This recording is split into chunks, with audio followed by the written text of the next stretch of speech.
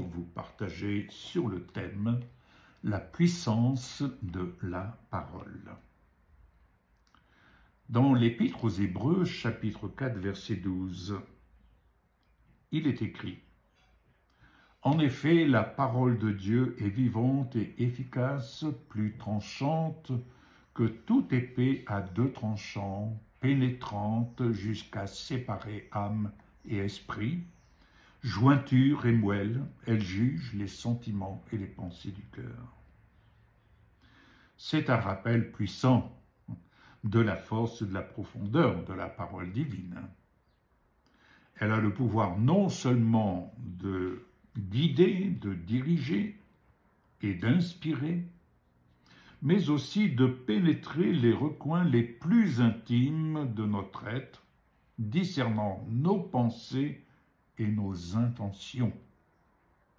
Dans notre quête spirituelle, il est essentiel de nous souvenir de l'impact transformateur de la parole de Dieu, qui agit comme une lumière éclatante, révélant la vérité et nous conduisant vers une vie de foi et de droiture.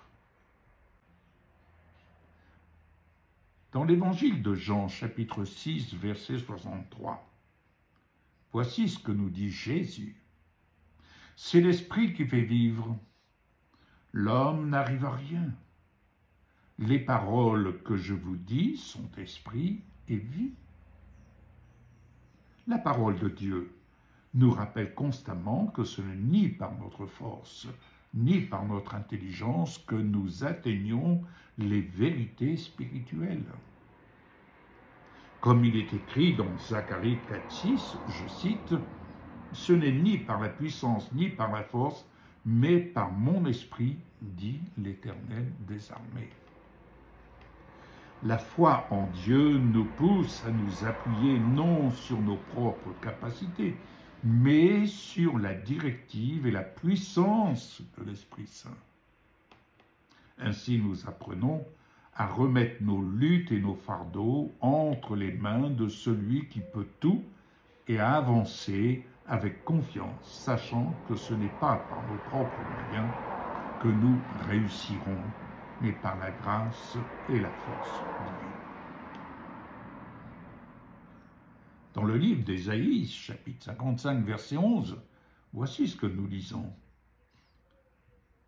Il est écrit « Il en va de même pour ma parole, celle qui sort de ma bouche, elle ne revient pas à moi sans effet, sans avoir fait ce que je désire et rempli la mission. » Dieu atteste, rend témoignage de l'efficacité et de la puissance de sa parole. Il assure que chaque mot, chaque promesse qu'il prononce accomplit inévitablement son but. La parole divine ne retourne jamais à Dieu sans avoir produit les effets désirés, qu'il s'agisse de bénédiction, de correction ou de la direction à suivre. De plus, dans le psaume 119, verset 105, il est écrit « Ta parole est une lampe à mes pieds et une lumière sur mon sentier. » Cela nous rappelle à quel point la parole de Dieu est une source inestimable de directives et de sagesse illuminant ainsi notre chemin et nous aidant à naviguer à travers les défis de la vie.